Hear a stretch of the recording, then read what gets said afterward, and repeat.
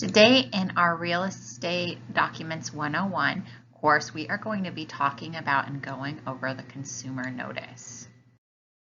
Real Estate Licensing and Registration Act, also known as RELRA, requires that all real estate licensees and brokers deliver the consumer notice to any potential customer on the initial interview so that they can make informed business decisions going forth in their real estate endeavors. The primary purpose of the consumer notice is to inform our clients about the different agency relationships that they may choose to enter into. First, we have a seller's agent. A seller's agent is working exclusively for a seller or landlord in his or her best interest, making a good faith effort to find a buyer or tenant and maintain confidentiality unless there's a known defect about the property. Similarly, a buyer's agent is working exclusively with a buyer or a tenant, even if they are being paid by the seller or landlord. They too are working in their client's best interest, making a good faith effort to find a property for their client and to maintain confidentiality unless there is a known defect about the property. A dual agent is serving both the seller or landlord and the buyer or tenant. He or she may not take any action that is adverse or detrimental to either party. They must receive written consent from both the buyer and the seller to allow this type of agency agreement. A designated agent is when a broker is acting as the dual agent and he or she has assigned an agent to both the seller and to the buyer. The seller's agent is working in the best interest of the seller, while the buyer's agent is working in the best interest of the buyer. The broker must take reasonable steps to assure that confidential information is not disclosed within the company. A transaction coordinator is a real estate professional providing services to both parties, but without a consumer relationship. There is no duty of loyalty or confidentiality.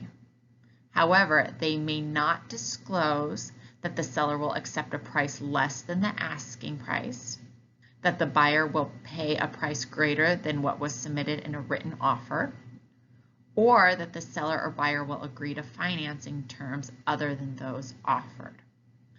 A transaction coordinator must, however, disclose any material defects about the property. No matter which type of relationship a client agent enter into, all licensees have certain duties that they must adhere to. They must maintain professionalism, exercising skill and care.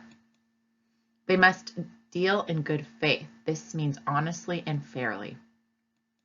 They must communicate between the parties. This means presenting as soon as possible all written offers, counteroffers, notices, and communications to and from the parties. This duty may be waived by a seller if the seller's property is under contract and it has been waived in writing. They must adhere to real estate disclosure law. This means that they must disclose any known defects that could affect the value of the property. They are responsible for all funds. Escrows and deposits must be maintained and accounted for in a secure account. They prepare all documents and advise their clients about real estate law. They defer to experts in matters in the transactions that are beyond their scope of expertise. They keep their clients informed about the transaction and all tasks that must be completed. And finally, they disclose all financial interest, either in the property or in a service that they have recommended. The following contractual terms are negotiable, but must be addressed in an agreement or disclosure statement. One is the duration of the contract, how long the licensee will be employed or the listing agreement or contract will be in effect. 2 are the fees and commissions that will be paid to the licensee.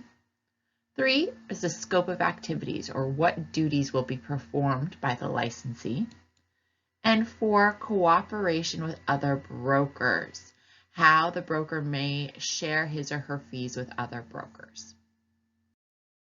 And finally, the consumer notice makes the consumer or client aware of the Real Estate Recovery Fund, which exists to reimburse any person who has obtained a final civil judgment against a Pennsylvania real estate licensee owing to fraud, misrepresentation, or deceit in a real estate transaction, and who has been unable to collect the judgment after exhausting all legal and equitable remedies.